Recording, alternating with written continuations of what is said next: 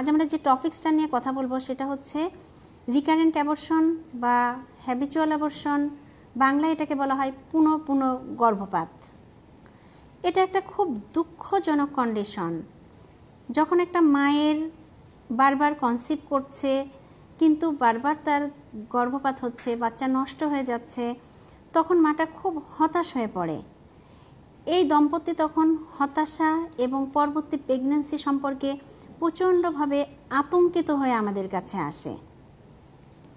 প্রথমে আমরা জেনে নেই পুনঃ গর্ভপাত কি। যদি 28 সপ্তাহের আগে 2 বা ততোধিক প্রেগন্যান্সি বা বাচ্চা নষ্ট হয়ে যায় স্বতঃস্ফূর্তভাবে, ন্যাচারালি, তখন আমরা এটাকে বলছি পুনঃ গর্ভপাত। কেন পুনঃ গর্ভপাত হচ্ছে? পুনঃ গর্ভপাত হওয়ার অনেকগুলো কারণ আছে। তার মধ্যে উল্লেখযোগ্য যে কারণগুলো আছে সেটা হচ্ছে মায়ের মেটাবলিক এবং হরমোনাল কিছু ডিফেক্টের জন্য হতে পারে। মেটাবলিক ডিফেক্টের মধ্যে যে জিনিসগুলা সেটা হচ্ছে মায়ের ডায়াবেটিস থাকতে পারে আনকন্ট্রোল, থাইরয়েডের প্রবলেম থাকতে পারে, হাইপারটেনশন থাকতে পারে, ক্রনিক কিডনি ডিজিজ থাকতে পারে, মায়ের প্রজেস্টেরন এস্ট্রোজেন ডিফেক্ট থাকতে পারে।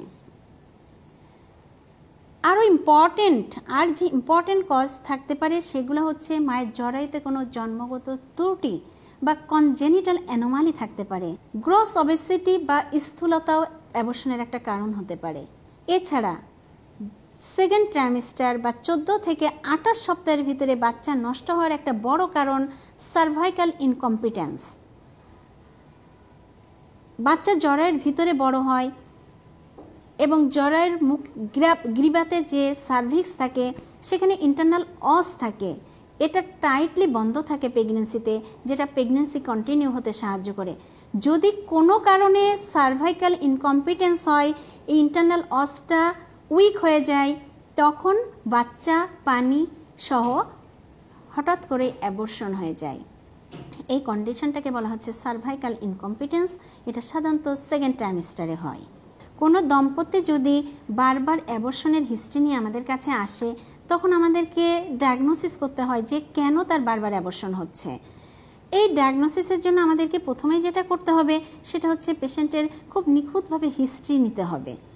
পেশেন্টের কতদিন বিয়ে হয়েছে, কয়টা বাচ্চা সে কনসিভ করেছে, তার কয়টা অ্যাবর্শন হয়েছে, কত সপ্তাহে অ্যাবর্শন হয়েছে, কিভাবে অ্যাবর্শন হয়েছে।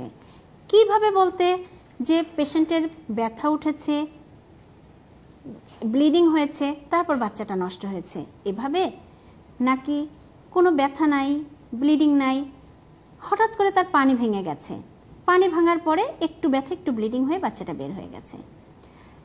এটা সম্পর্কে আমাদেরকে জেনে নিতে হবে। এছাড়া মায়ের আমি যে কজগুলো বলেছিলাম, diabetes, hypertension, chronic kidney disease, থাইরয়েডের প্রবলেম, এই প্রবলেমগুলো আছে কিনা, সে কোনো মেডিসিন ইনটেক করছে কিনা, অথবা তার কোনো সার্জারির হিস্ট্রি আছে কিনা, সেগুলো সম্পর্কে আমাদেরকে খুব কেয়ারফুল হিস্ট্রি নিতে হবে। হিস্ট্রি নেওয়ার পর আমাদেরকে পেশেন্টকে কিছু ইনভেস্টিগেশন বা পরীক্ষা নিরীক্ষা করতে দিতে হবে। এই পরীক্ষা নিরীক্ষার ভিতরে খুব ইম্পর্টেন্ট যে একটা পরীক্ষা নিরীক্ষা সেটা হচ্ছে আলট্রাসোনোগ্রাফি করা। আলট্রাসোনোগ্রাফি করলে আমরা মায়ের অনেকগুলা কজ এক্সক্লুড করে ফেলতে পারবো। যেমন মায়ের জরায়ুতে টিউমার আছে কিনা, পলিপ আছে কিনা, সার্ভাইকাল ইনকম্পিটেন্স আছে কিনা, মায়ের ইউটেরাসে সেপ্টেট আছে কিনা, বা ইউনিকর্নিয়েট বাইকর্নিয়েট ইউটেরাস আছে কিনা, এগুলাকে আমরা এক্সক্লুড করতে পারবো। নেক্সট আমাদেরকে যে টেস্ট করতে হবে সেটা হচ্ছে ব্লাড টেস্ট।